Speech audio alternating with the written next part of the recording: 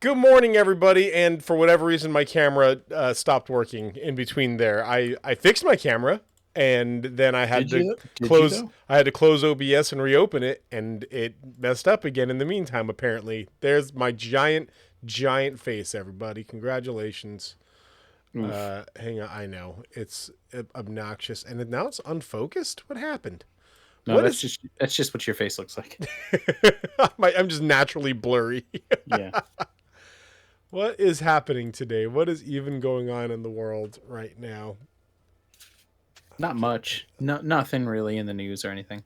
No. Okay, there we go. That's better, I guess. Whatever. It's fine. It's good enough. It's good enough for disco. Bera, what's up? Dark Side, good morning. Welcome in, everybody. Disco. Glad to have you guys here. Okay, so I have been thinking of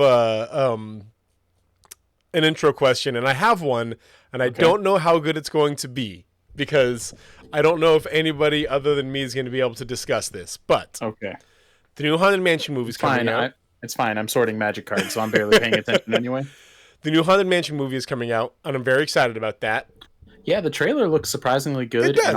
And I'll see anything with Lakeith Stanfield in it. That guy is awesome. My brother was like, man, that movie's going to be really good. It's got all these A-list actors in it. And I'm like, I don't know that it has any A-list actors in it. Like, it's got some good actors in it, some popular ones, but Tiffany Haddish is up there and Keith Stanfield and yeah, they're not in like the latest Marvel movies, but like when I hear A-list, I think like Tom Cruise. Yeah, exactly. Not Vin Diesel, The Rock. You know, things like that. I mean, I guess if we're going to include like an S tier with like Meryl Streep and Tom Hanks, there'd be people up there. But man, but okay. But with that being said, what ride should get a movie next? What Disney ride should get a movie next, and what will it be about? Okay, let's off the bat eliminate Marvel and Star Wars. Okay. Obviously, they already have movies and TV shows. Arguably too many on each. Right. So like traditional. I haven't been to Disneyland since high school. I'm thinking, okay, so right off the bat, the first one comes to me is the Matterhorn, and like an intense, like getting like mountain versus man type film. Mountain climbing. And like they go kind of like a little more serious with it, kind of like Jungle Book was a little like more dark and grim. Oh, Jungle Book. Okay. I was thinking Jungle Cruise. Jungle Cruise. No, that is what I'm talking about. Jungle Cruise. You thought Jungle Cruise was dark and grim? Much more than, say, like Frozen or whatever. Well, I guess that's true. Sure. It was about dark magic and people made out of snakes and like. I guess sure. But didn't Sly Stallone make that movie already? Farrago Fox, what's up, man? Yeah, no joke, right? Cliffhanger. Oh, let's make a new Indiana Jones. They haven't done that in 3 weeks. Has anybody seen the new Indiana Jones? I have no idea. I did. I'm going to talk about it. Okay. So, I mean, I think the Matterhorn movie would be pretty easy. Matterhorn, I'm trying to think. Honestly, I'm just trying to think of other rides right now. But do you want me to go land by land? I can draw a map for you if you need me to. I know you probably could. You could do a fun. Very much so. Yes. What about a train robbery kind of thing with the train that goes around the circle? the Thunder Mountain Railroad? Heck yes. Sure, yeah, an Old West train robbery. Yeah, that would be awesome. No, I'd be really into an Old West train robbery, Big Thunder Mountain Railroad one. Yeah. And then like the end of it is the train goes like out of control. Okay. Big Thunder Mountain Railroad starring, it's got to be a charismatic cowboy guy. So I'm going to go Lakeith Stanfield. He was a charismatic cowboy in The Harder They Fall. He's already got the chops. Jamie Foxx, charismatic cowboy in Django Unchained. Yeah, why? Yeah, it's not like we can get another actor who hasn't done it already. It has Crazy to be Capel. Hey, what's up? Already been there. Owen Wilson could be a charismatic cowboy. He was in the Shanghai Noon movies, and he'll be in Haunted Mansions. Crazy Capel. We're talking about what Disney ride should be the next movie. So we're thinking right now. We said a train heist movie for Big Thunder Mountain Railroad, and we're trying to think who would star in that movie. Just some sort of charismatic cowboy. Ryan Reynolds. You always go Ryan Reynolds. I love him. Leave me alone. What about a ride or a movie based on I forget, the River Rapids in California Adventure? You could do all kinds of like fun adventure. Oh, I always want to call it Bear Mountain, but it's not that, because it is my least favorite ride among the two, and I've been on it maybe twice. And wow. I kid you not, hundreds of times I have been there. I've been on it maybe twice, but just because I don't like getting wet. Like I don't like getting that it's wet. It's an end of the day during the summer kind of ride. Yeah, exactly. So, bankruptcy the ride, man. What would it take for Disney to go bankrupt? Like, it would need to. The world should have to fall over. Do you mean morally bankrupt? I might go that. It is very apt today. What do you mean, Capel? Did something happen today? I'm unaware of something happening with Disney today. Disney bankruptcies 2023. Yeah,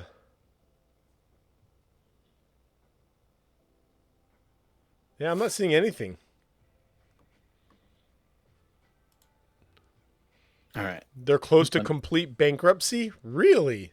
They aren't at all. That can't be true. I know. I'm seeing no news of that at all here. That sounds like something Ron DeSantis would say. Vice is going for bankruptcy apparently. I put Disney bankruptcy 2023, and all it's giving me is Vice is filing for bankruptcy. But unfortunate. Yeah, no, that is unfortunate. Vice was good. I like Vice. Yeah. So sell a ton of their own property to survive. Interesting. Yeah, I'm not seeing that anywhere on news articles or anything here. Huh. I'm thinking, okay, so my favorite so far is Big Thunder Mountain Railroad. Let's go a little more obscure. It's a Small World. What movie is It's a Small World? Well, would it go literal with the name, and it'd be like a Honey, I Shrunk the Kids situation? You're making the movie. Is that what you're pitching? Yeah, the ride doesn't have, it's just kids singing. Right. So maybe it's a musical at the same time. I think it's got to be sort of like an Around the World in 80 Days, like race, around the. The IKEA people have been here for 20 minutes. Okay, I gotta take a break. Hold on, I'll be right back. Yeah. Fox will be back in a sec. The worst song that never gets out of your head. Yeah, exactly. But It's a Small World. I think it's like Around the World in 80 Days, like a rush to get around, and like they're seeing everything. The one thing they would have to be really careful with would be problematic depictions of different countries, because yes, you have to like. It's a Small World has changed a lot over the years to try and sure. Now they're like respectful to the histories of countries, and that's kind of how they do things there. Well, but maybe you incorporate that into, and it's some like. Maybe it's like a Up situation, a curmudgeonly old man who has this like stereotypical view, gets thrust into this big adventure into the world, and learns about people. Oh, You know? yeah. I don't know. And he meets other curmudgeonly old men around the world. From different. I kind of love this idea. Yeah, and they all band together. Wasabi Jane, the one time in adult memory that I went on that ride, It's a Small World, I found it cute for 2 rooms and then couldn't believe that it was still going. Ooh, what about Danny Glover leading the train heist movie? Sure. Yeah, I mean, Danny Glover's a good choice. He's pretty up there, but I'd go for it. It's a Small World. What about Greatest Race Mile Worldwide Scavenger Hunt? Ooh, that'd be fun. Ooh, even if it was like a race through time, that way you could get, the respectful, depictions of these things. You could go to whatever era they're depicting of the, in there, whatever else. And that way you're not, trying to be cliche or whatever. This is actually what it was like in that era of history and whatnot. So I think so. Yeah, a Greatest Race Through Time. I like this movie now. It's good. This is good. This is good. These are all going to be very successful. Yeah, absolutely. What if they made I want to say TM, but we can't do that because these are all Disney ones. So. What if they made a movie based on Avatar? Oh, you know how they have that theme park called Avatar? What if they made a movie based on that? I think that has some real potential. Did you see the second one at all? No. It was... I'm not interested. I saw the second one, and like the first movie was okay. It was pretty good. It was fine. It had definitely a lot of the struggles of movies of that era now, of the white savior trope, where it's like the white guy comes into a different culture and becomes the best of that culture. Literally turns into one of their culture. Right.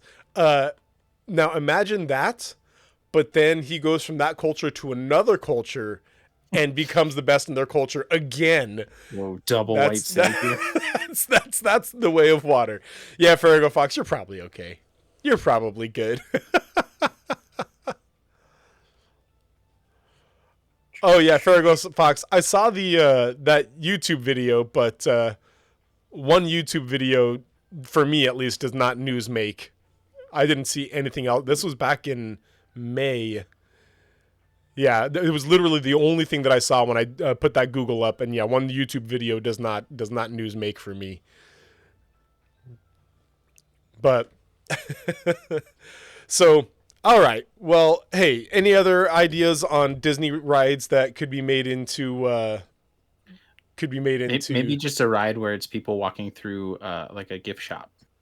Ooh, or a movie about people in a gift shop. That'd be Main Street. It'd be Main Street USA, the movie. And it's just merchandise, the movie. Merchandise, the movie. That's every Disney movie, really. Yeah, they take the joke from Spaceballs and just make it an actual movie. Spaceballs, the flamethrower. The kids love this one. All right. Well, I thought we'd go. We have Power Washing Simulator. What about Waiting in Line Simulator?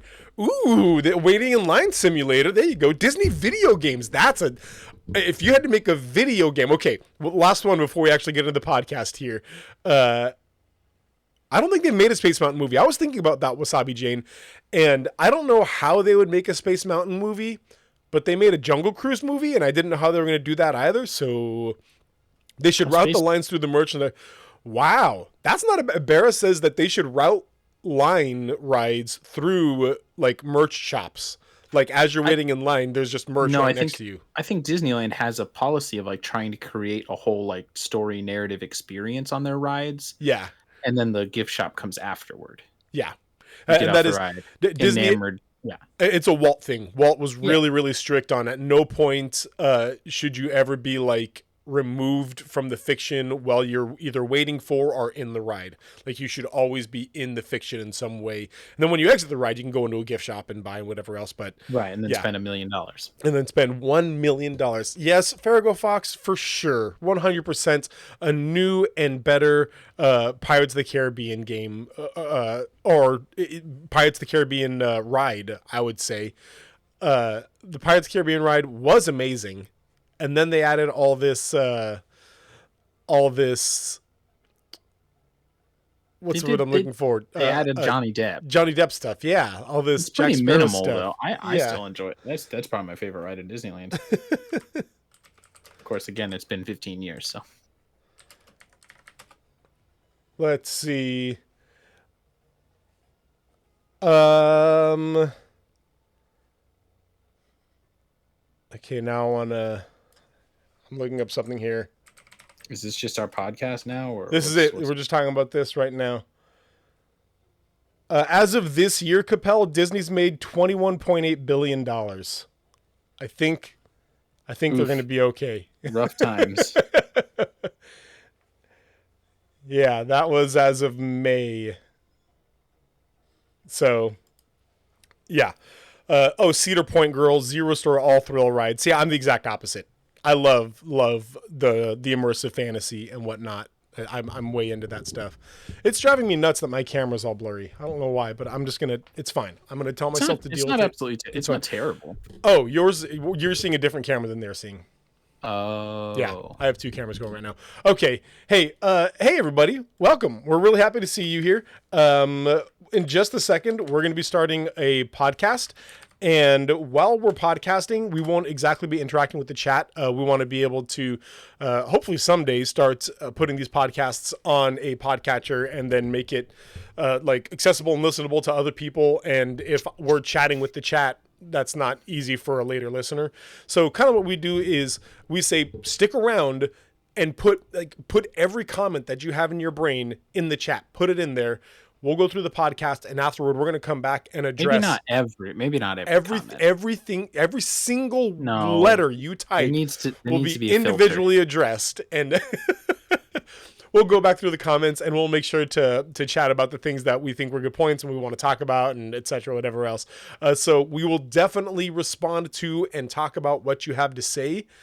But we're going to wait for the podcast to do those things. Today we're talking about Lorcana, Disney's Lorcana. Which is coming out in about a month. And there's a lot going on with it, whether it's just how they're going to compete or some of the lawsuits or potential lawsuits or whatever's going on with them. So that's our main topic today, is just kind of a all-around Lorcana breakdown. But with that being said, Fox, are you ready to begin a podcast today? Yes, okay. I believe so. Hang on, I have to stop this music because we're going to be playing other music, and I'm going to remember this time. This time, I'm going to remember. Good job. Thank you. Okay. Do you have the pre-intro? You want me to do the pre-intro? I'll do it. Okay. All right. Whenever you're ready, my friend, go for it. Today on the Nerdy Gritty, we talk about Lorcana and everything going on in the Lorcana world. One more world disappears inside it. Just another hopeless addict. Well, they make some man instead. If the drums don't get you, the guitars will.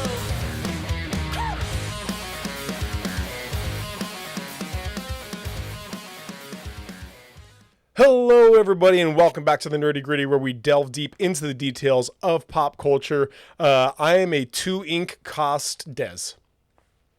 I am unfamiliar with the rules of Lorcana, so I can't. You got something? Come on. I am. Make something up. Fox the Gathering, a major competitor of. Ooh, no, I like that. That's good. Fox the Gathering is good. It's real good. Hey guys, welcome. We're here and we're talking about Lorcana all day, every day. No, that's not what we're talking about all day, every day. No, in fact, we're starting somewhere else because, unfortunately, the writer's strike is still continuing. And that means that there are a lot of very solid actors that are not in film right now. But this got Fox and I thinking about it, and Fox let me know that although they are, if they are part of the SAGA, Screen Actors Guild of America, they're not supposed to be in film.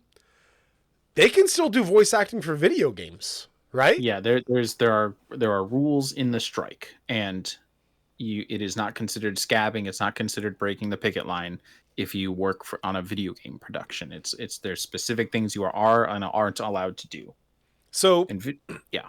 So we had a conversation where we want to talk about it here of what famous movie actors, film actors, do we want to see doing voice work in which video games? And we thought this would be, some entertaining thoughts here. So what do you got, Fox, right off the bat? Who's your off the top there?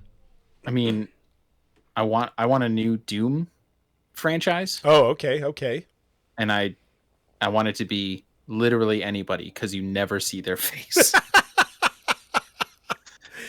Oh, wait, no, I'm thinking of movie. Yeah, I want it to be because they did start giving the Doom guy. They did start giving him some voice lines and stuff in the new one.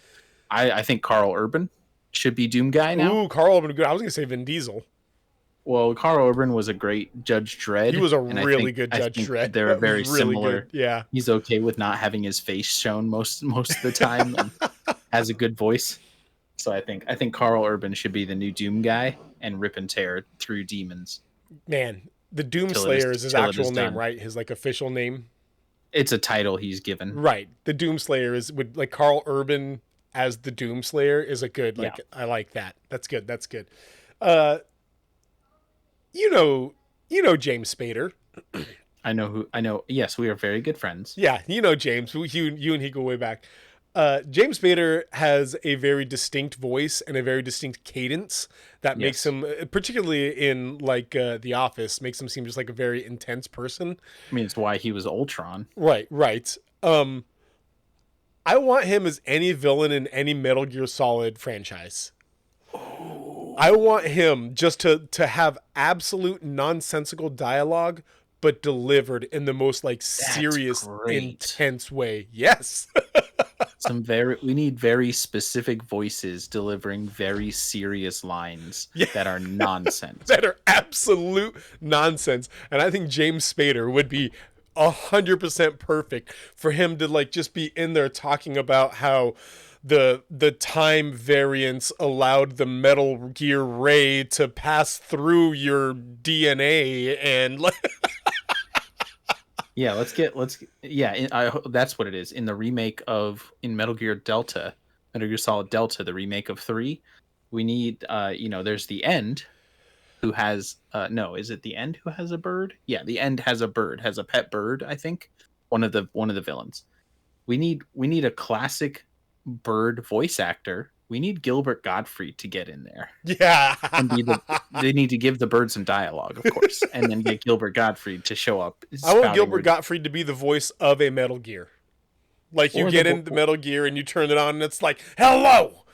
You want what do you want to do today?" Fire the missiles. Maybe he's just the voice of everybody. Gilbert Gottfried as everybody in the next Hideo Kojima film. Oops, all Gottfrieds. Video game. That's one. Oops, all Gottfrieds is. I want that game. Just that to be a game called Oops, all Gottfrieds. Yeah. Oh man. I think that would be really good. Really, I just want to see. Like, it was so funny for me to see like, what's his name? He's everybody. He's in everything.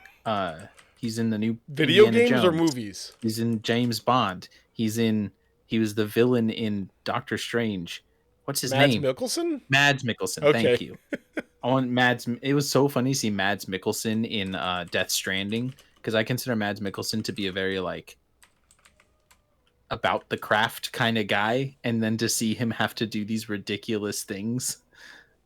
So we need more of that. We need more. We need like I can't remember anybody's name right now. Who's the famous person. In-depth? You know, the actor. famous guy, Daniel Day-Lewis. And yes, thank you, dear Lord. Wow, yeah. We need Daniel Day-Lewis to have a role in Death Stranding 2. No, there needs to not be a Death Stranding 2. That's what needs to happen. No, it's already happened. Yeah, I know, but it needs to not happen is my point. I'm excited about it because I think to me, Hideo Kojima is the guy. Like, I know I didn't even like Death Stranding, but I appreciate that he has ideas and makes them happen. Like, has some interesting ideas and throws them out there. Do I think they succeed most of the time? Not lately. Yeah. But at least he's not just like it's Call of Duty 26. Like, it's something new and something interesting. He has a vision, and the problem is he just doesn't have enough people telling him no at this point, because he has his own production company. In his defense, there's that phrase, nothing new under the sun about film, that everything's been done before. There's nothing new coming out in movies.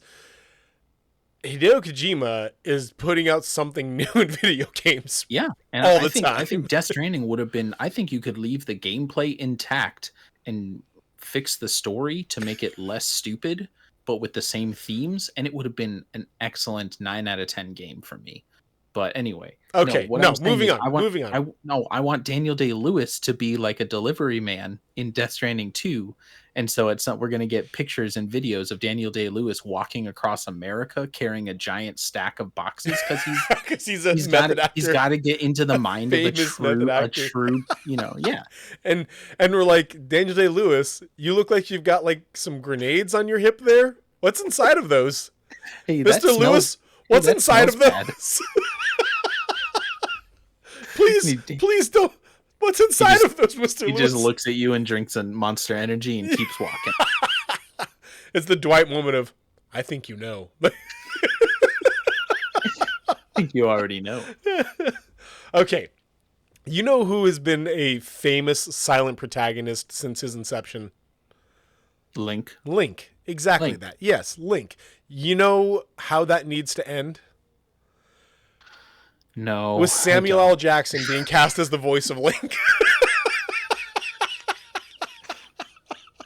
Sure, man. You got some moblins? Get over here. Just shouting at everything. Just screaming at everybody. Eat sword! I want and then at one point I just want Link to pull a gun and start shooting people. It's exactly. Yeah, with the voice of Samuel L. Jackson. That would make the game. You're right. I would enjoy Tears of the Kingdom more if that were the case. Oh, that would be incredible. I want exactly this to happen. Yeah. Is that all you had? Yeah, I mean, I'm just thinking of like cinematic driven movies. Like most of the answers I have are pretty serious. Like that would be cool moments. Like if Uncharted started having actual, real life actors and stuff, like not just voice actors, right, doing all the mocap and stuff like that. I think that'd be, you know what? Let's get Tom Holland in there to reboot the franchise. And now he can just be Nathan Drake. I remembered those names. Yeah, you did it. You got there. No, I have a good one that I think would be really, really fun. Mario movie, right? We get Anna Joy Taylor and we set her off the side. We say we pat her on the head. You say did a good job. We set her off to the side. And now in this new Mario movie, Mario and Luigi are kidnapped, and it's up to Daisy and Peach to save them. Oh yeah, Daisy and Peach voiced by Tina Fey and Amy Poehler, respectively.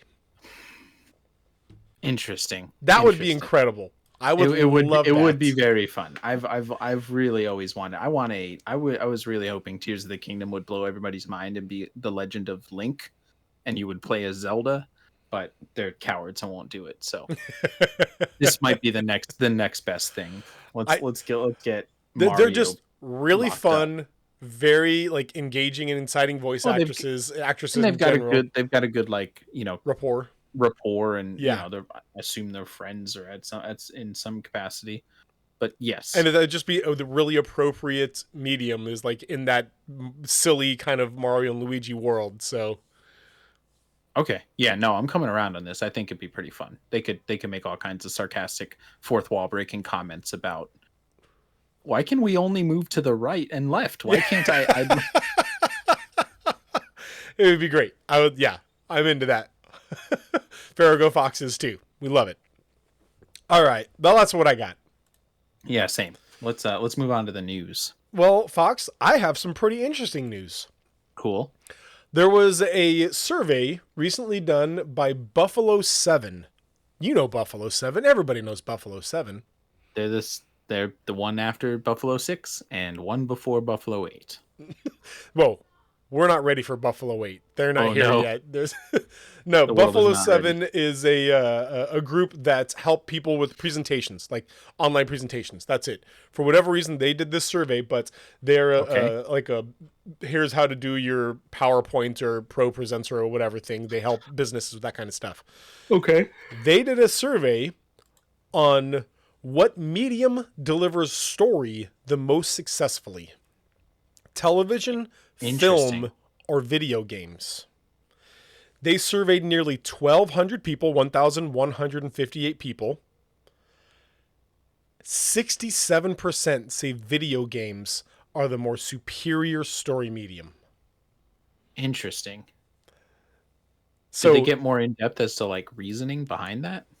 The articles didn't say one way or the other. They talked about which games were most talked about in this, and obviously it was The Last of Us, God of War, Red Dead Redemption 2, some of these things that are just like Witcher 3 Wild Hunt, like, are known for their stories. Like, these ones are just like, oh yeah, obviously that makes sense, you know. But this is something that personally I've been like talking about for a while, in that video games allow a delivery of story in which you are not a spectator in it. You are involved. You are there and interacting with it, and therefore when like a spoiler alert for Spider-Man, when at the very end, when Spider-Man, you know, walks away from Dr. Octopus from the Spider-Man game, you feel that as the man that you have been interacting with, not that you've been watching somebody interact with. You know what I mean? Sure. So yeah. Even if it's like an on-rails story, like even if you don't really have a lot of choice in the story, it does not progress without your action. So you have agency, even at the very basic level. So when I very first saw this, I saw it on a gaming Bible website, and I'm like, oh, I bet they interviewed their own people, and gaming Bible is going to be way like skewed results here. And so I tried to like follow, and I found this Buffalo 7, and honestly, I feel like that's a neutral thing. I guess maybe they're an online thing, and so maybe that will lean more towards video games just because it's internet based. But when your company is a presentation helper for businesses, I feel like that's a pretty neutral like area to be taking this kind of study. And 67% out of 3 different options is a large majority. Yeah. So I thought that was really cool, and I gotta say, hard agree.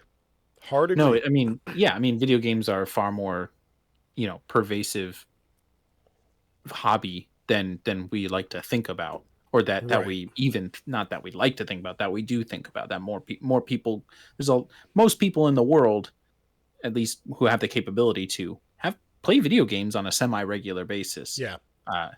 So it makes sense to me that would be a pretty common response. That's interesting though. So yeah, it was interesting to find out. Well, you know, there's been a really big shift in the world lately. I don't want to get too controversial here, but Barbenheimer just took place. Ironically, no box office bombs in sight. Yeah.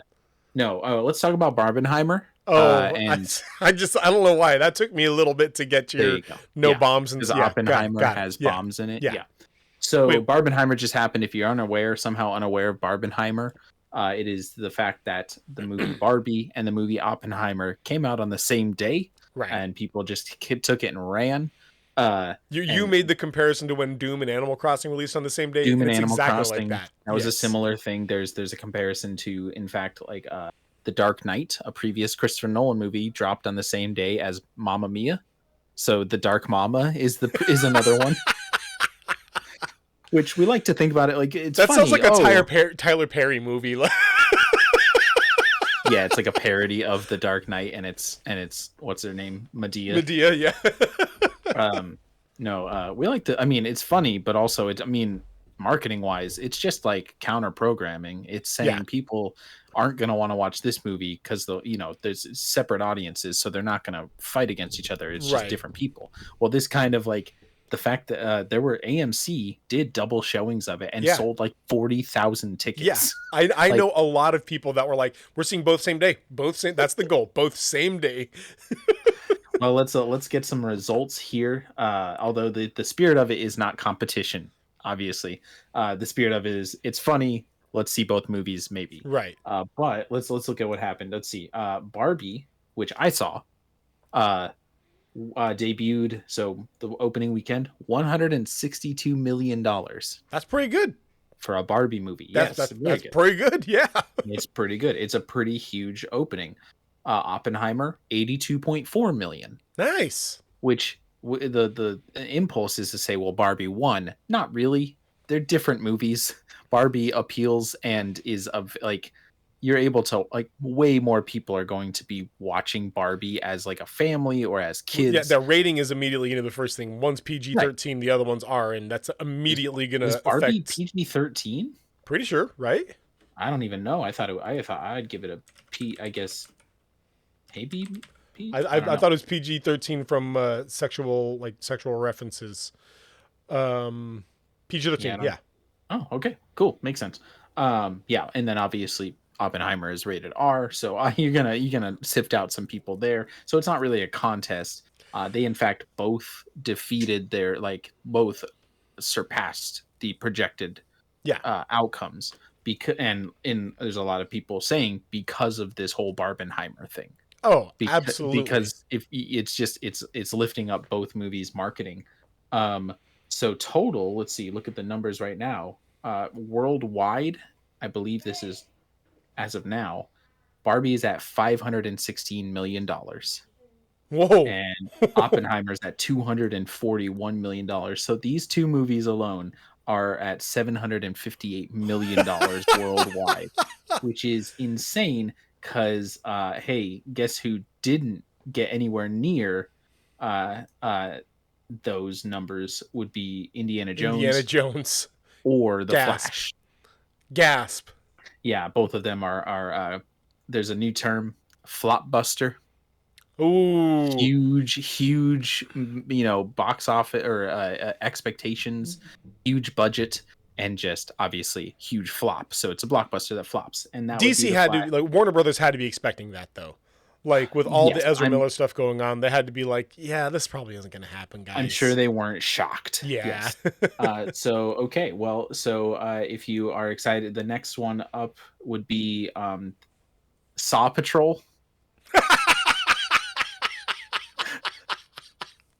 If you're excited for the next Barbenheimer, it would be Saw 10 and Paw Patrol, the Mighty Movie, are coming out on the same day. So Saw 10? Yes, I can't believe they have they went to Saw. I'm about to say a dozen, but no. They went to Saw. I don't know. Yeah, they went to Saw 8 or 9, and then did Spiral, which is like a spin-off, and it didn't do very well, and so they're just going back to Saw. Man, Spiral is not good. So yeah, celebrate Barbenheimer. I saw Barbie. I'll probably see Oppenheimer eventually, but Barbie I'll talk about it later, is pretty good. Yeah, I've heard exclusively good things about both movies, other than I've heard some confusion about nudity in Oppenheimer. Like, not so much like there's some people that were like, I don't want to see it because of that, but mostly just people being like, I don't know why it's in there. It's like pretty gratuitous and unnecessary, and it's Christopher Nolan, and he usually doesn't do that. He typically doesn't, but yeah. So it was just a little bit, which says to me that it might be actually part of the movie he wanted to make, like not just gratuitous, because his movies sell without nudity. So right. So yeah, it was interesting, but yeah. Well, hey, that's what I got. All right, me too. Oh man, I'm looking at the Barbie because I typed in Barbie rating to see what it was rated, and I also got the reviews, and it is. Like the vast majority of the audience reviews are either 5s or 1s, and if that's not our culture, right there in a rating, I don't know what is. It's so revealing how fragile people's masculinity is. This movie's about women and empowering women, so therefore 1 out of 5, therefore 0 out of 10. Therefore, it is bad. Oh man. Okay, well that's what's going on in the news. Hey, are we ready to get down to the nerdy gritty? Yes.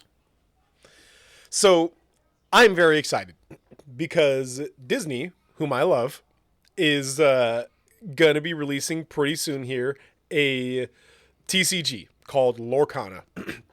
And there has been a lot of hustle and bustle and talk and negative opinions, positive opinions, all kinds of stuff going on. They've released cards, they've released rules, Gen Con's coming up. It's very much in one of those things where there's a lot of negative voices and yet everybody wants it. Everybody wants it, and it's kind of a big deal right now. And because it's coming out in a little less than a month here, we decided now's about the time that we should be talking about this. So, Fox, what do you know about Lorcana? I know it is a trading card game, a collectible card game based on Disney properties. That's aside from like the stuff we were talking about last night. That's what I've known about it. Really? I'm not super interested in it. I'm playing Magic, but very specifically this one Lord of the Rings you're not set. playing Magic. You're playing Lord of the Rings to the rules of Magic the Gathering. Yes. I'm not interested in jumping into a whole nother game. So it just hasn't been something that I really have spent a lot of time looking into. This is probably one that I exclusively collect, not really play. Yeah, so I haven't really looked into it at all. Man. So let's give over like just the basic rules here are that you are 2 Illumineers and your goal is to gather 20 lore. So you are not trying to hurt each other. You are racing to gather 20 lore. That makes sense. And the way that you do this is you have ink and you are drawing these characters, like you bringing these characters into existence by drawing them. And so like instead of summoning sickness, that's just called drying. So when you bring in a creature, you got to give it a turn to dry because you have just drawn it and things like that. Fun. Yeah. That's fun. And so it's really, really based around this type of stuff. Characters can fight each other, but more importantly, they each have, when you exhaust them, when you tap them, they give you an amount of lore. And if you want, though, you can also use them to damage each other. They can fight each other. That way you can slow down your opponent's lore building and whatnot. And that's essentially it. But it's really based around this this Disney theme of they're all the cartoons, none of the RCG. It's none of the live action stuff.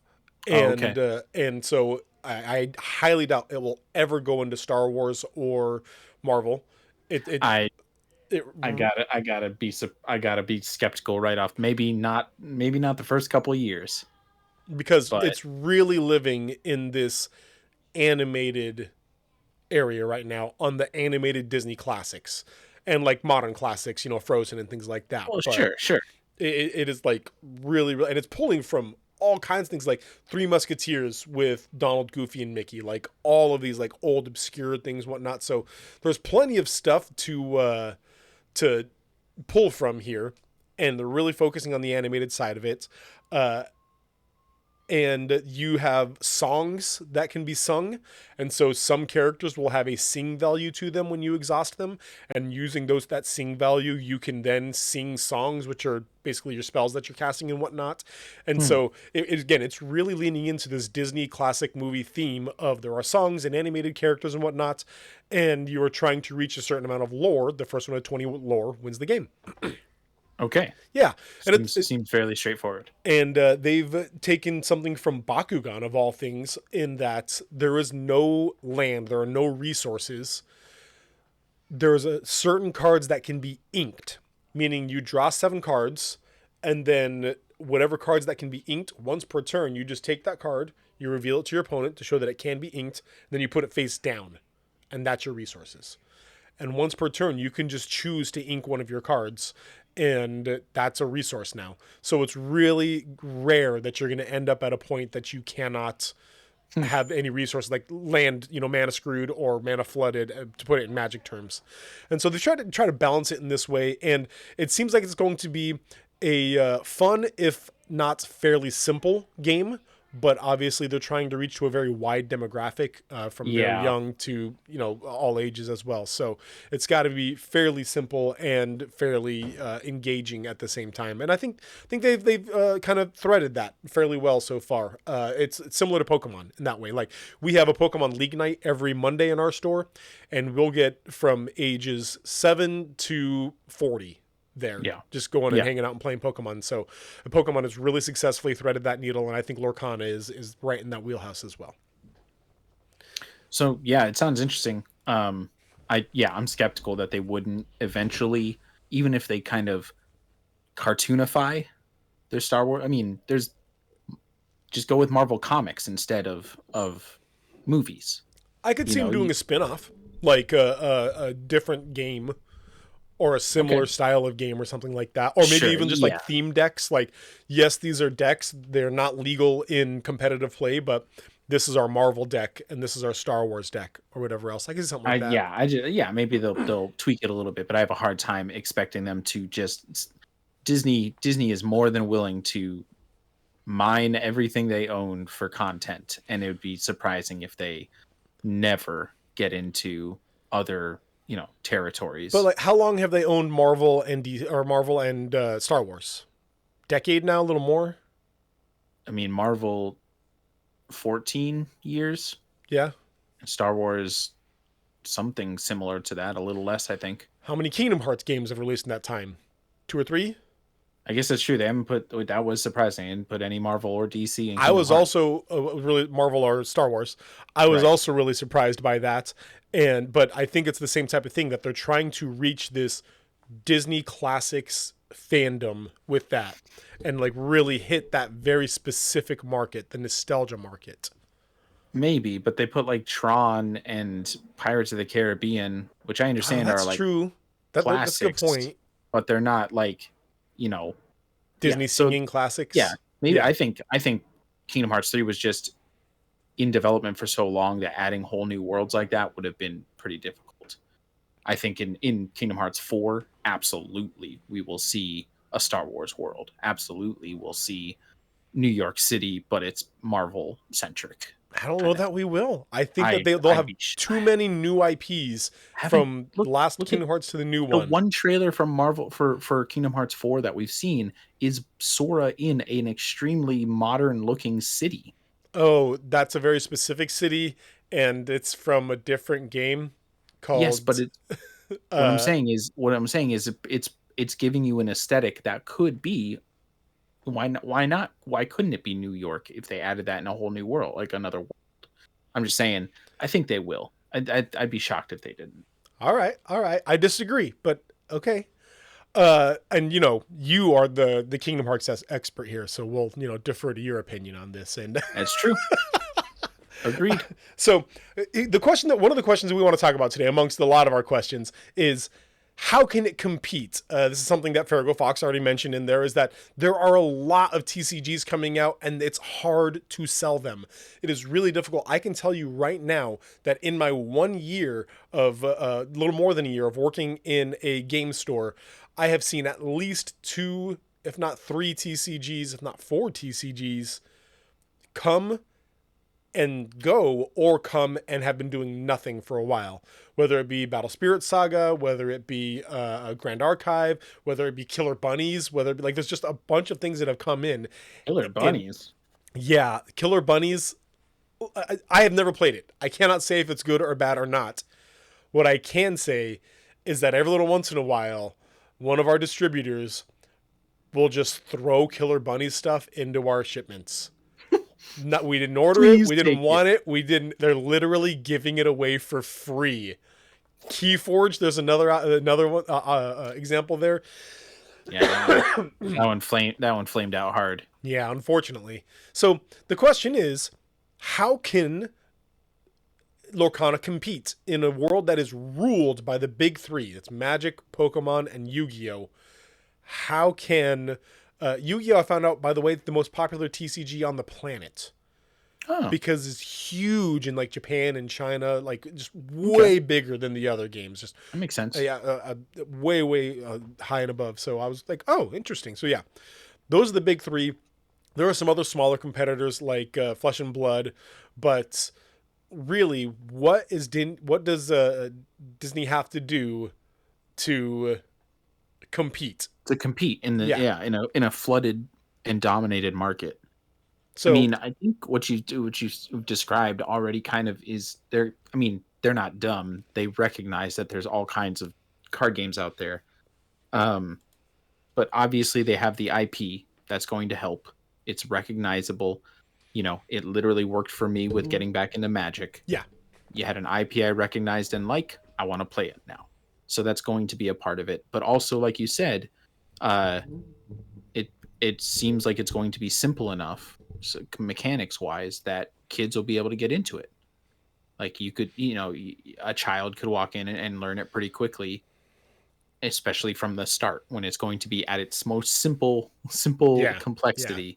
it's going. So I think that's going to be a big part of it. I mean, it's on brand for them. It works well with the IP that they're going with, the animation, things like that, where it's just going to be younger folk. You skew younger. I would be wouldn't be surprised if they have numbers where the actual they don't have a huge adult audience of it down the road, like for the first couple of years, because there's already Magic the Gathering, which I would imagine skews more mature. So I mean, I think that's going to be a huge part of how it tries to compete. Is we are specifically going for a younger audience, whereas Magic doesn't really. I mean, Yu-Gi-Oh is probably in the middle somewhere. Yeah, and obviously Pokemon does, but that's going to be your major competitor, and I'm sure you could get a foot in the door with your IP. So yeah, Pokemon and Magic are in this area where it's like the PlayStation and the Nintendo, where yes, they're both gaming things, but they are entirely different demographics. Like they're almost, do not cross over in any way, shape, or form.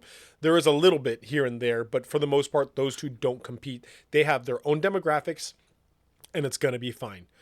I think that Lorcana and Pokemon are going to be the ones that clash a little bit here.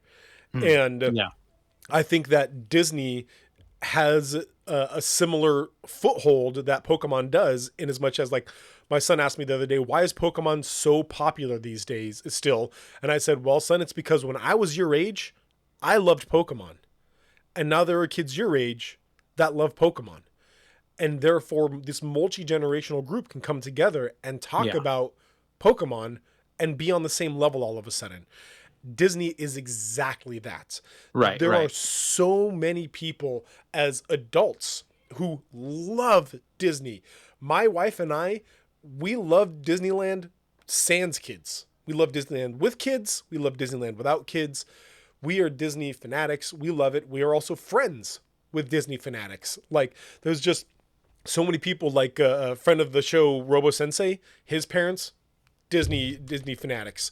Yes, huge. Yeah, huge Disney people. The children's director in our church, Disney fanatic. Like, just it's this adult thing that people just love Disney. And so I would say in our store, 70% of people that buy Pokemon are collecting it just for the cards. I see the same thing happening with Lorcana. If people just buying it for cards, just to collect and to see, man, this is that movie. I remember watching that as a kid, and this art is so cool. Like, dang, Elsa looks amazing in this picture, and whatever else. Maleficent, dang, Maleficent looks so cool. The art in this game, by the way, is popping. It is outstanding art, which obviously you got to expect that from Disney, right? Just top-notch art. So the big struggle I think they're going to have is not on the Disney side, it's on the Ravensburger side. So Ravensburger is actually the company that's producing this game, that's actually making it. Disney has allowed them to use the IP, and then other than that, they're just taking their hands off of it. Right. Ravensburger, this specific part of Ravensburger has made the least popular villainous games and has done 2 failed TCGs. Oof. And that's interesting that Disney would allow that. Yeah, I agree. Like, why would they choose them of all people? Because there was another section of Ravensburger that has done villainous and has been very, very popular. But they specifically went with the one that has the least popular. It's the Marvel and Star Wars villainous are the least popular. And then 2 failed TCGs. One was an anime one. I think it was like an MHA one or something like that. And whatever else. Yeah, just not working. So I think that's going to be the biggest hurdle to jump, is what is Ravensburger going to do? Disney can do whatever they want. What is Ravensburger going to do in this? Yeah, I think specifically, I mean, Magic is going to be my comparison every time. It's the only TCG that I've ever really gotten in. And one of my major complaints with Wizards of the Coast, how they're like producing Magic, is even if I would Lord of the Rings came out, I'm into it, super into it, having a lot of fun opening packs, collecting it, things like that. Even if and from the start, I was like, you know what, I'm just going to do this. I don't really want to get into spending the money on more cards. And that was reinforced when I learned what the projected release schedule is for the next couple of months. That Lord of the Rings came out like a month ago now ish, about a month ago, and in 2 weeks a new set is coming out, and a month after that a new set is coming out, and 2 months after that a new set. They are just, it's flooding the market, and I've never really gotten into like constantly having to be keeping up with Magic, even when I played a lot, because it just wasn't how I wanted to spend my money. Right. But now it's like protest. Like, no, I'm not going to. Even if I was more into it than I am, I'm going to say no, because like you've described it as predatory. We've talked about this on the podcast, and I think Ravensburger should be the anti Wizards of the Coast. Yes. Like 2 or 3 times a year, here's a new set of cards. Just like give people time to play, enjoy it, and really look forward to what's coming out next, instead of just constant flooding the market with new sets and reprints and all these things. And be less, I would say, exploitative with your official like gameplay formats, where it's like, this is, you have to only use these cards, and then no, just let people use the cards they want. Yeah. You know, I don't know. It just be a little more hands off when it comes to like actual formal play, and let the shops take the lead. Let your local game stores be like the ones who decide how this should work and how this, just be more consumer friendly, which isn't always Disney's strong point. Yeah.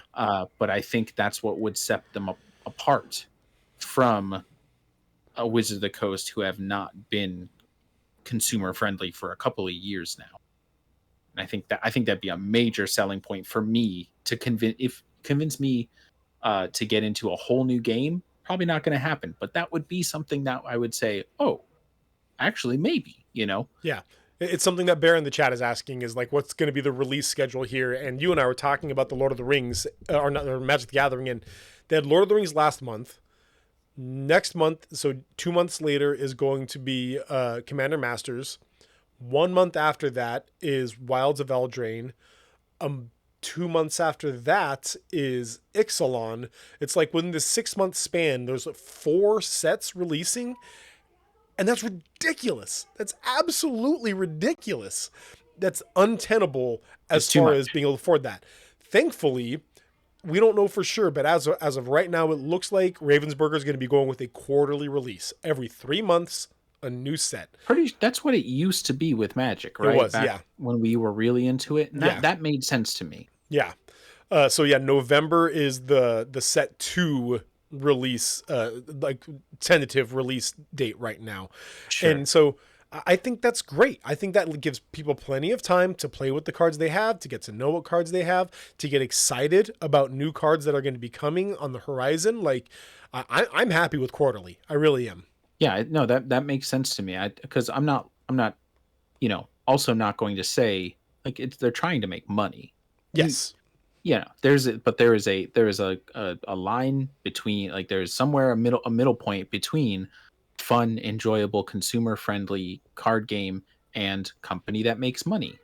And I think Magic had that at one point, and then they were like, well, if we step on the gas a little more, what if we lean toward more, and it'll be, these rubes will buy anything. So let's, and I really hope Ravensburger is willing to say, could our profits be higher? Sure, but that would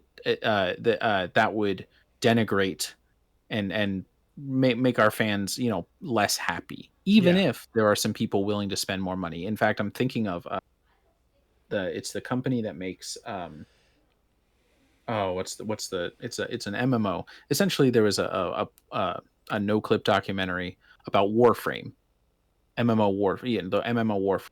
And they're making the game. They've always been beloved by their audience. They have a very audience first mindset when it comes to building the game and introducing new concepts and new content and stuff. And at one point, they essentially accidentally created a slot machine. You could get a random piece of gear or something from this thing. which they did not really intend to do, but ultimately worked out that way. And they really only noticed the problem when there were people starting to spend thousands of dollars in this thing. And they said, no, we are taking this out of the game. That's awesome. Because it does not jive with the kind of audience, like the cultivation, the relationship we want to cultivate. And that's becoming, I mean, it's already a heavily established thing in video games, and it is a thing in card games. And I really hope that Ravensburger says, hey, we can be the company that the players love. And yes, maybe our salaries will be less than they could be, but we have a beloved audience that we hear and respond to and are willing to put their desires, in line and make them work with profits and things like that. I'm not saying they need to turn into a charity where they're just giving out free cards and you donate money or whatever. I'm saying be less greedy. Yeah, exactly. Yes. Be a nicer version of capitalism. And I think you'd be very successful and have a beloved community. Yeah. And as far as like a little more direct things that I would really love to see is just like obscure references that Disney fans get. I'd love to see like a card that is the carving of Sully in the witch's house in Brave.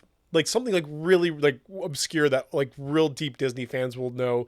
And you feel like you just feel good about yourself for seeing that card and be like, I know that reference. Yeah, just little references and things like that where they're deep into it. Something that Disney exclusively has a great hand on that they could do.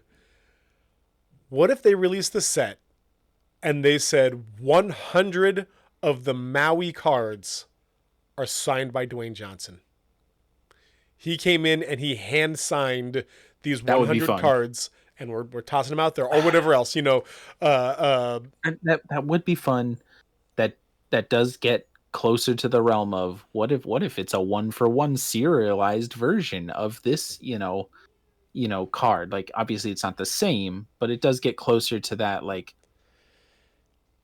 I don't know. Like it's something that we have to balance is that there is a predatory side of things, but also if it's not harmful and people want it.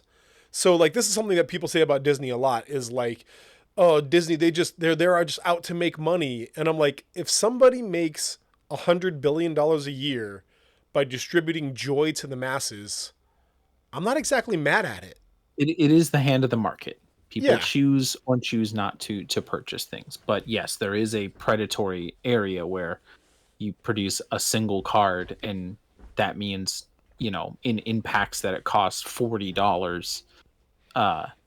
And it just like maybe that's the thing, because something that Wizards of the Coast has done, starting with Lord of the Rings or a very recent set, is they no longer have an MSRP.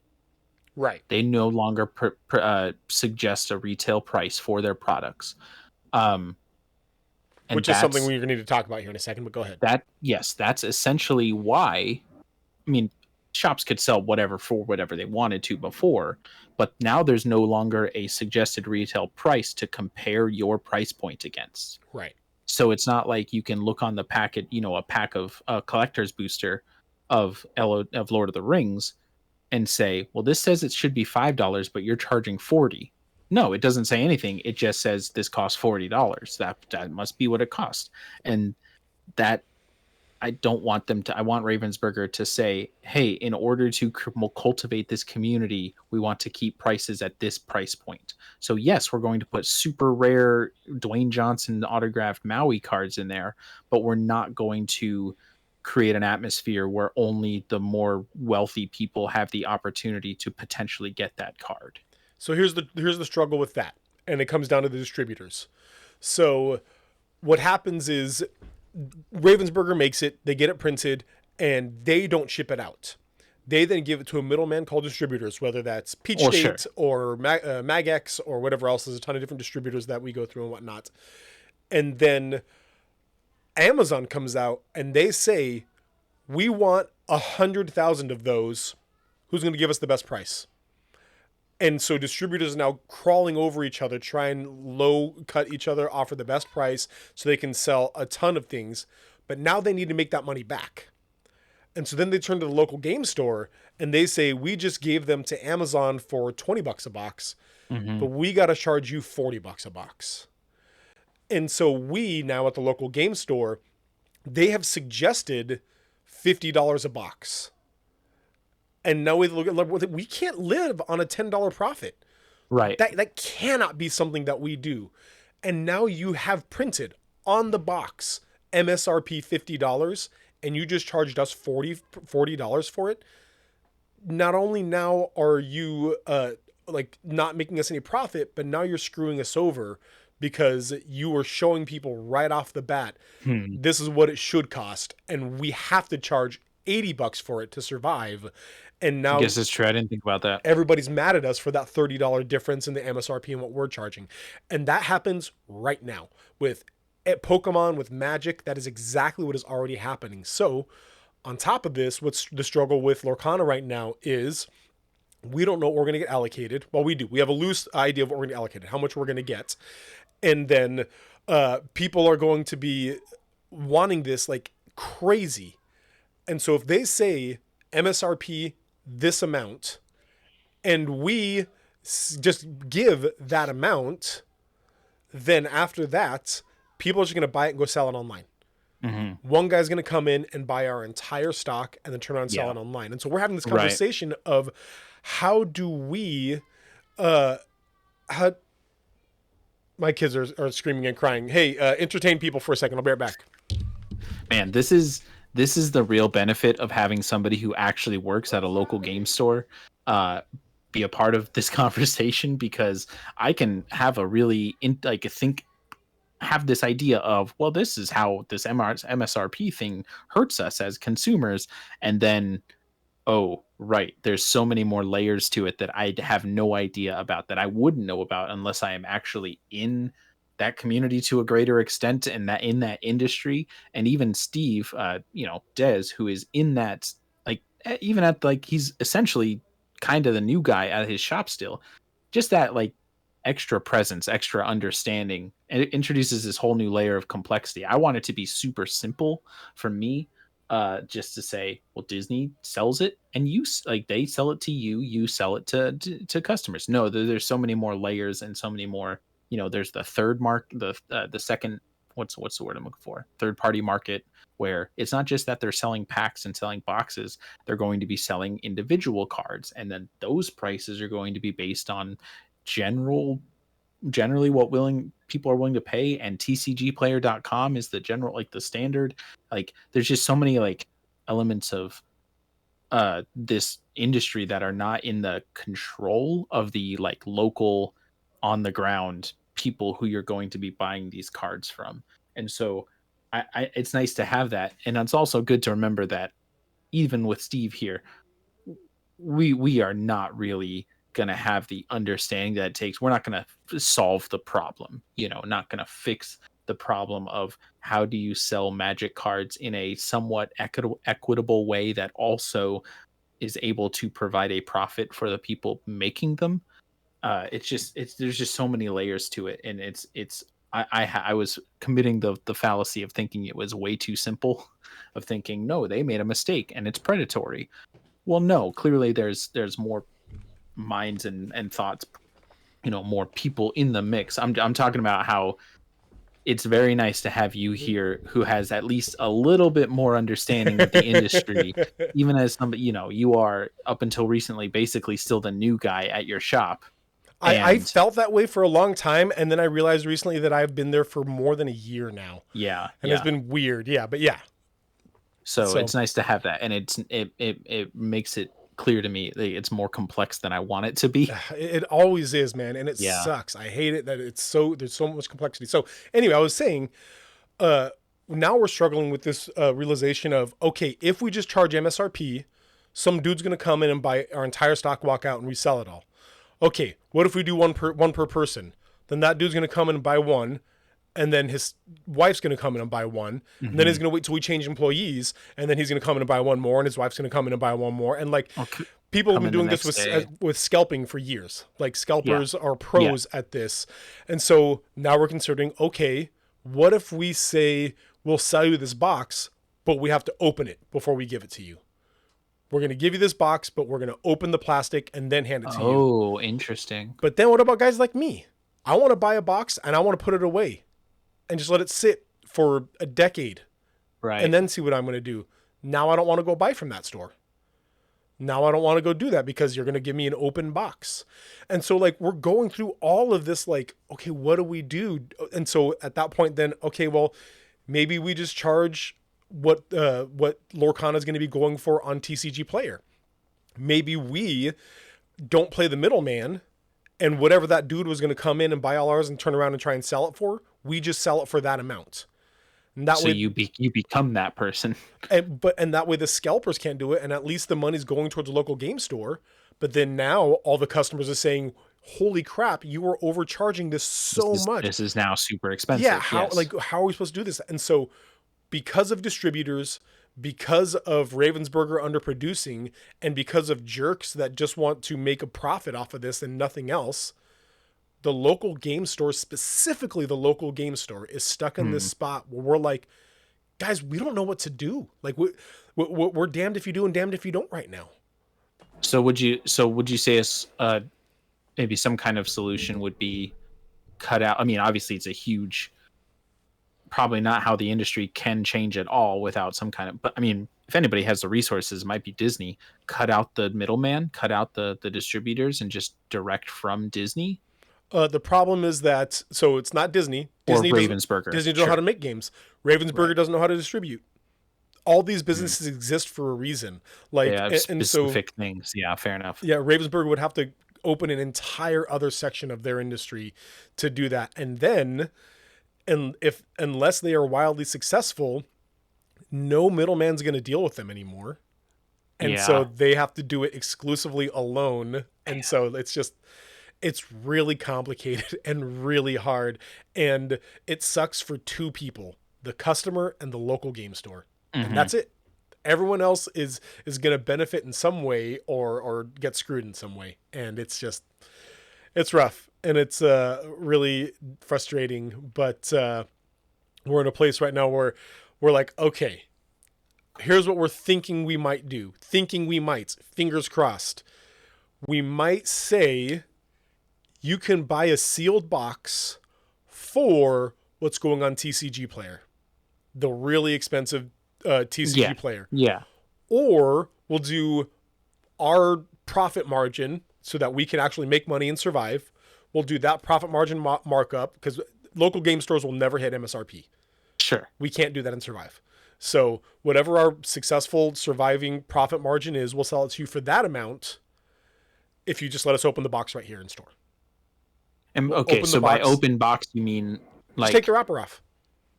Literally the plastic wrapping around. I opened a box last night. Do you just mean that plastic wrapping? Wow, around and it. not But that plastic wrapping around it, what you got has the Magic the Gathering logo all over it. Yes, it is the official. Like if it has I was reading it. It has a thing that says if this is torn in any way, it might be the integrity of the product may be under question. And so it's one of those things where once it's open, nobody's going to buy that. Nobody's going to buy the open plastic. So that at that point, it's not a great answer, but it's the best we've got so far. And I mean, as somebody who is into a TCG for collecting, I like the idea. Yeah. I bought a box yesterday and it probably would be the same price because I don't care if it's sealed or not. I'm just going to open it. So I like the idea, but yeah, there would be, and to me, that's a really good solution for Ravensburger specifically if they want to create that nice, good community. Because part of that, it's like, getting rid of the scalpers to a certain extent or making them pay for the scalping. Like it's just an extra fee and an extra gamble for them because maybe that price will go up or down. Who knows? So I like the idea, and I'm personally very fine with people not really being comfortable doing that. Because it's like the concert tickets kind of thing where the price just gets astronomical because of certain people ruining it for everybody. And it's frustrating. And for decades we've been trying to figure out how to jump over those people's heads, and they just get smarter every time we try something new. And so it's frustrating and obnoxious, but That's kind of where we're at right now. So on this note, and so in fact, a small note here and there is discussion among local game stores across the nation, if not the world, of a lot of this is coming from the small amounts of allocation that Ravensburger is giving to distributors and then distributors to stores. There is a possibility of a lawsuit either against distributors or against Ravensburger, depending on wherever this mix-up goes of, sure, you're telling us we can only get this amount, but then if you give hundreds of thousands to Amazon and Target and Walmart, that's unfair practice. You can't give us 20 boxes and then give them 100,000 boxes and still expect us to compete with them, to be able to, for people to even care to come to us over them, because we're going to sell out in a week and then they'll have the product forever. And so right now there is this question and this frustration of, are you going to just undercut us like this? Are you going to cut the legs out from under us? We really hope they don't. So yeah, that's the complication with Lorcana and local game stores right now. Yeah, man, it's just so complicated that on top of this, there's another complication, which is a lawsuit in Ravensburger versus Upper Deck. There's not much to say about this, so we won't get too deep into it because we also need to finish this podcast at some point here. But the problem right now is that there was a guy who worked for Upper Deck, the baseball sports card company, and they were in the market to make a TCG, a trading card game. This guy then left or got fired or whatever it is. He left Upper Deck and started working for Ravensburger. At Ravensburger, he said, I have a great idea for a game. And that became Lorcana. Upper Deck is now saying that rule set, that game is the game we were developing at Upper Deck. The problem is that this person was under no NDA, no non-compete clause. There were no legal reasons why this person couldn't turn around and walk over and offer that idea somewhere else. Yeah. So the question now is IP law, and IP law is a really fluid thing these days. We're still not fully hammering down how to declare somebody's like trademarked IP, just how to set a rights to an idea. So it's really difficult, but there is a lot of back and forth right now on how this is going to work out. Is it going to hurt the allocation of Ravensburger at all? Worst case scenario, I see Disney giving $50 million to Upper Deck and saying, look, here, it's in my pocket. Here, go away. Or maybe Disney we own you. Just buying Upper Deck. Like, sure, here's $1 billion. We already made 23 this year, apparently. So yeah, we're good. Here's another $1 billion. We own you now. And just something like that. I don't think it's really going to hurt, but that is something that is still in the cultural milieu of Lorcana is just this. Yeah, it lawsuit. probably won't have a huge effect, but it could throw a wrench in a huge wrench in the gears. And there is I would say a non-zero chance that Lorcana is just not able to to exist. The good news is if you can dodge a wrench, you can dodge a lawsuit. And so that just like the movie. Disney knows what they're doing when it comes to the legal realm. No joke. All right, that's about what I got to say about Lorcana, other than I'm genuinely excited for it. I really am. As somebody who's a Disney fan, a Disney Easter egg fan, like deep on the lore, I'd love to see more like Haunted Mansion, like ride specific stuff. Maybe not a movie, but there's a ride that people really enjoy. That type of stuff in there. I'm really excited for Lorcana. I am. Yeah, what I need is Magic to continue doing Lord of the Rings sets on a regular basis so I don't keep adding other things to my collection. Just let me collect Lord of the Rings and that's it. That's all I want. All right, Fox, what have you been up to these days in the world of nerddom? Well, I went in the Barbenheimer realm. I went and saw Barbie. Yeah. It was very fun. It was super fun. It reminded me a little of the Lego movie, but better. Where it's kind of, based on this toy universe and then the real world gets injected into it to a certain extent. But it was really fun. I unabashedly about, it didn't try to be subtle with its like message where like it starts off, you have your world, your status quo. In the Barbie world, Barbie runs the place, Right. and they show the Barbie. Everybody, like all the women are Barbie essentially. They're just different Barbie. Yeah.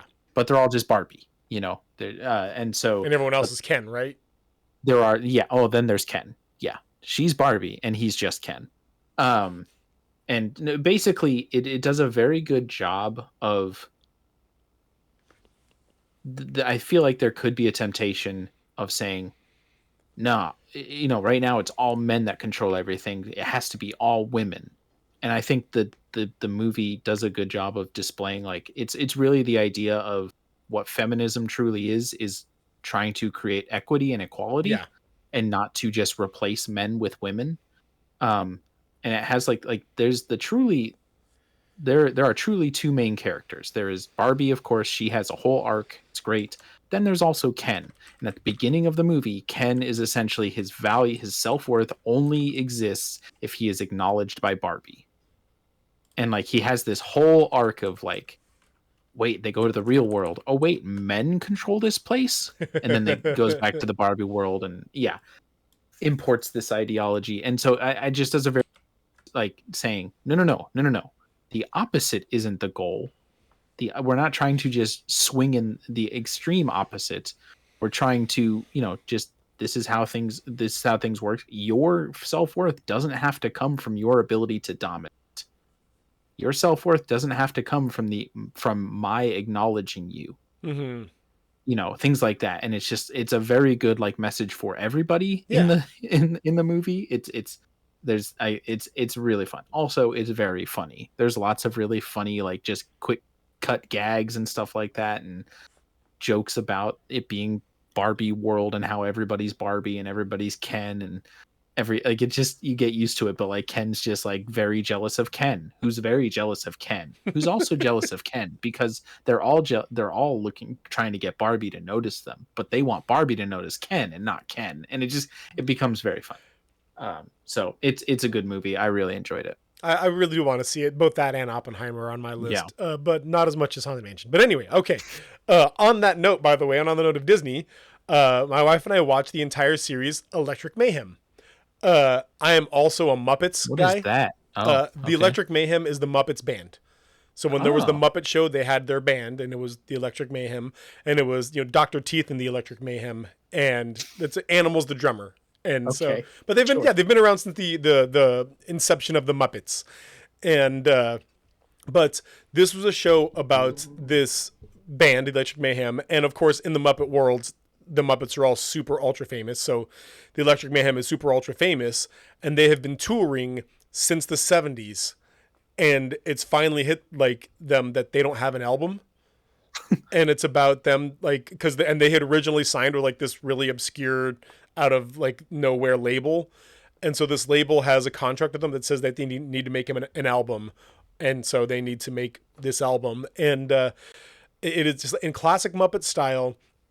It is heartfelt and joyful and hilarious, as well as tons of cameos from stars all over the map. Because it's the Electric Mayhem, most of them are like these, of course, massive music is stars. Is this like a new show? So it's a Disney. It's like an 8-episode Disney show, and like on Disney Plus. Like Disney it Plus. just came out recently. Yeah, like a few months ago. Yeah. Okay, gotcha. And I gotta say, man, it's hilarious, and I loved it. It's laugh out loud good. The Muppets are always like on point with their humor and their brand of humor of being both a little self-deprecating, but overall just encouraging to people, in like all people. And it's super fun and really funny, and I cannot recommend it enough. If you like the Muppets, you will love Electric Mayhem. If you just like good comedy and feel good shows, you'll enjoy Electric Mayhem. It's worth watching. It really is. I watched Indiana Jones and the Dial of Destiny, and there's a really good hour-and-a-half movie in that 2.5-hour movie. Oh no. Yeah, it is. It's just way too long. Like the plot itself is fine. It essentially feels like they just stretched out an original Indiana Jones, and that trilogy really thrived on being super well like edited and like real simple and real like straightforward. There isn't any extraneous scenes, things like that. It's just a well-crafted trilogy of movies. And this one, they didn't seem to get the memo.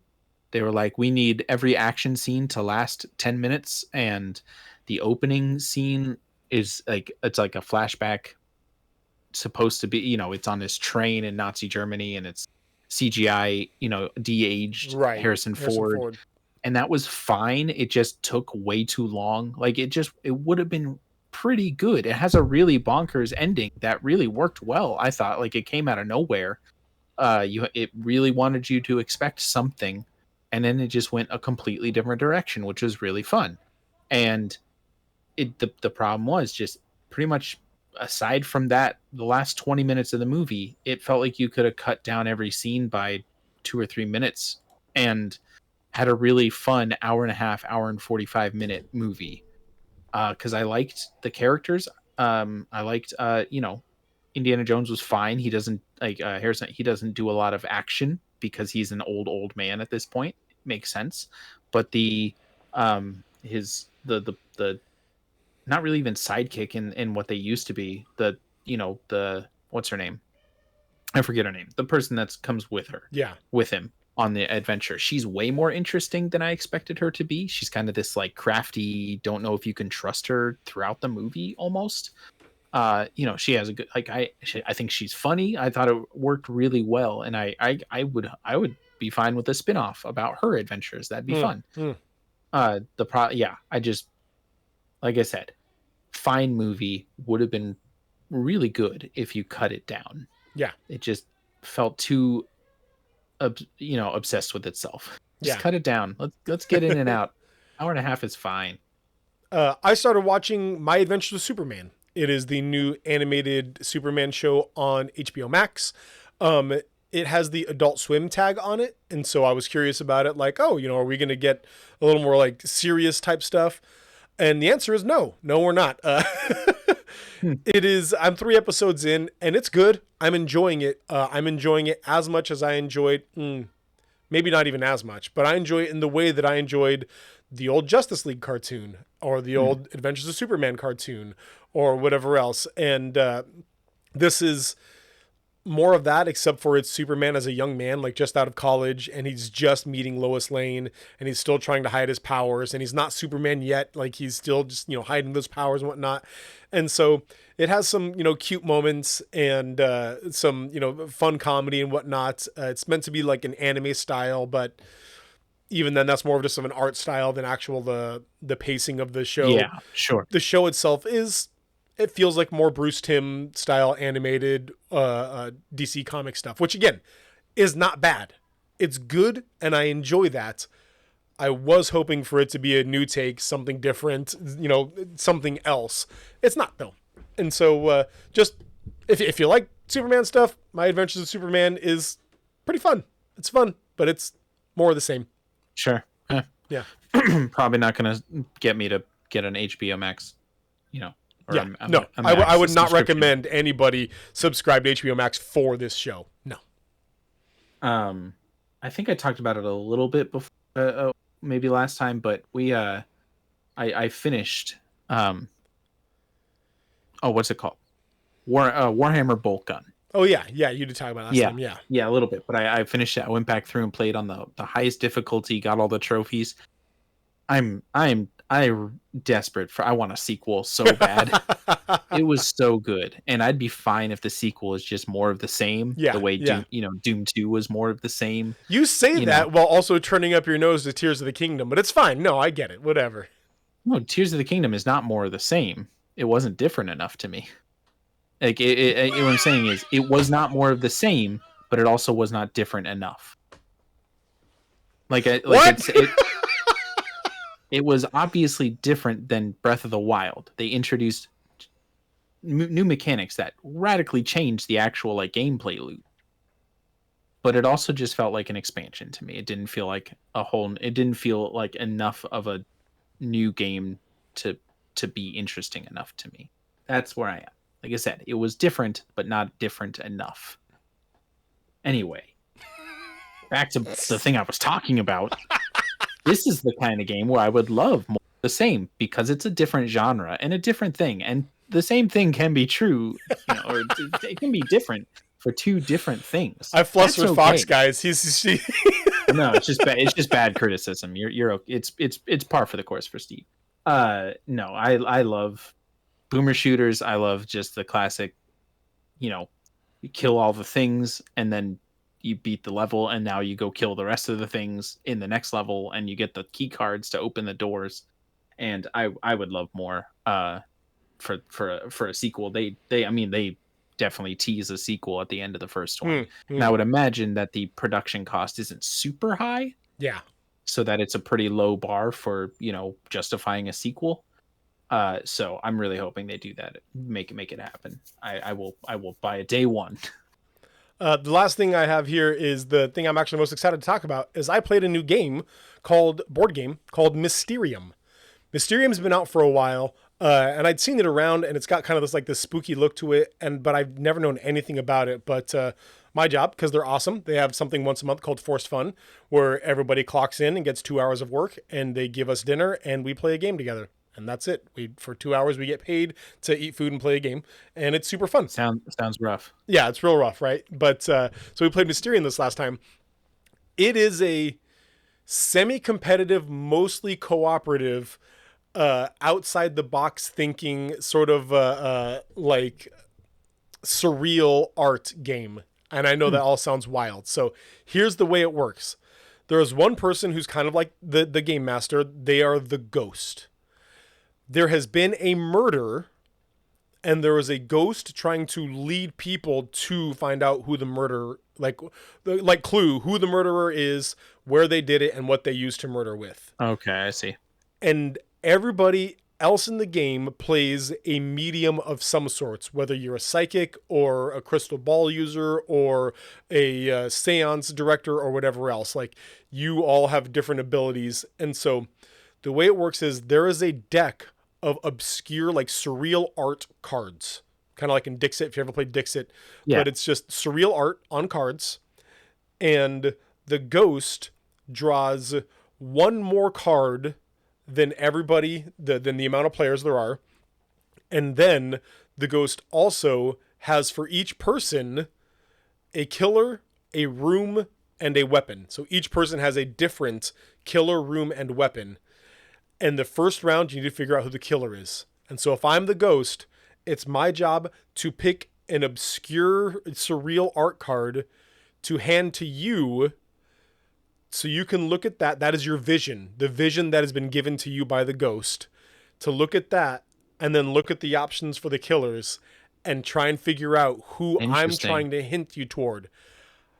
You can't discuss this, and the ghost can't talk, but I can do ghostly things like shake the table a little bit or, rattle some cans or whatnot. Like in real life? As if you had an actual ghost or poltergeist in there with you. And so I'm trying to help you pick out your things. Now, the faster you are able to get all the way through your person location, the more hints you get to the final one where you're actually figuring out the real 100% killer location and weapon. And your goal is for the majority of the mediums to have chosen the correct 3 person, location, and weapon. And so you're kind of working together, but also you're competing to see who can get to that get all 3 of your things as fast as possible. So super fun. Really, really enjoyed it. One that I definitely want to play with some other people sometime. Something of picking that up. It's also got some spin-offs like Mysterium Park, Wasabi Jame is talking about, that I haven't played, expansions, things like that. But I'm into it. Like I'm sold on Mysterium. I really am. Yeah, it sounds fun. Well, that's what I got. That's all I've got. Yeah, same. Well, right on. Hey, everybody, thank you so much for joining us today. We really appreciate that each and every one of you are here. We want to say a big thank you to Granger for the intro and outro of our theme song, the intro and outro of our podcast, whatever we say that. All my friends have Wi-Fi, and so do most of my neighbors. It's off of the album Dear Sam. Granger's putting out new music right now. They just did one, I can't remember the name of it, but the video is all Barbie stuff. It's all like little Barbie dolls. Hooligans, that's right, Hooligans. And Margot Robbie. Yeah. the picket line. It's super fun. So thanks, Granger, for all your hard work. Yeah. Go ahead and hey, if in whatever way you can, we'd love it if you'd be able to support us as a podcast and Save Point Ministries as a whole. Whether that's just by being here and being a part of the podcast and the discussion before and after, by inviting other people, sharing it on social media, things like that. Or if you have the ability, maybe a financial support, which you can do through Twitch, but also would be more supportive if you went to savepointministries.com. That's the right? Yeah. Website? Yeah. Yep. And like a financial support would go farther if you go through the website, because then you don't have Twitch taking their cut of the pie. So makes sense. So if you have the opportunity, I mean, that'd be great to give a donation to become a monthly supporter or something like that, whatever you have the opportunity. But we also know that that's not really in everybody's wheelhouse. Not everybody has capability. So whatever, tell some friends about the stupid things that they said about this thing that more about. That's great. That's fine. We'd love it if you come on here and just sarcastically watch us be dumb and wrong. We're good at that. So yeah, we appreciate everything you're able to do. And just so you guys know, we live stream these podcasts every time. So if you're listening to this later, know that you can come back and hang out with us in the chat. We interact with the chat before and after each podcast. And we'd love to have you here to chat with us. With that being said, thanks again for being here, guys. And always remember that saved games save lives.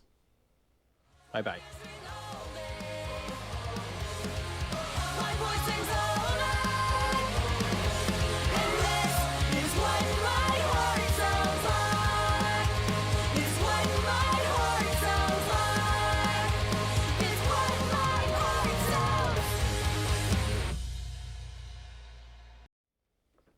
All right, we back. We back, everybody. I know some things that I didn't want to touch on here in the chat. You guys were popping today, and I love that. So, all right, here we go. Some fans of James Spader. Oh, some popular actors that would be great voice actors of video games from Variable Fox here. Anthony Hopkins, Bruce Campbell, Gary Oldman, Bruce Willis. I think those are all good pulls. Gary Oldman, I think, is a really good pull. I don't know if Bruce Willis at this point would be able to do that. Yeah. They got some struggles, but yeah. And Virgo Fox also said that I'm not sure, but they fully support the Tina Fey and Amy Poehler Mario Brothers, but that Mario and Luigi would have to have SNL counterparts. So they vote for Farrell Catan. I don't know who Catan is. K-A-T-T-A-N. Chris Kattan. Chris Kattan. Will Ferrell and Chris Kattan for Mario and Luigi. You ever see Night at the Roxbury? Oh yeah. I would say more contemporary with. I think maybe it'd be like Seth Meyers and Jimmy Fallon would be the more. Jimmy Fallon would be good. He'd be real good. For once in his life, he might be okay at something. You could go one line without laughing. That'd be great. Let's see here.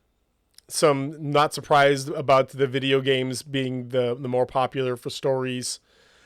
Let's see. Fargo Fox again. Could see crossover sets if they stick within the animated versions of the IPs, like Star Wars Rebels, or some of the animated Marvel stuff that they've come out with.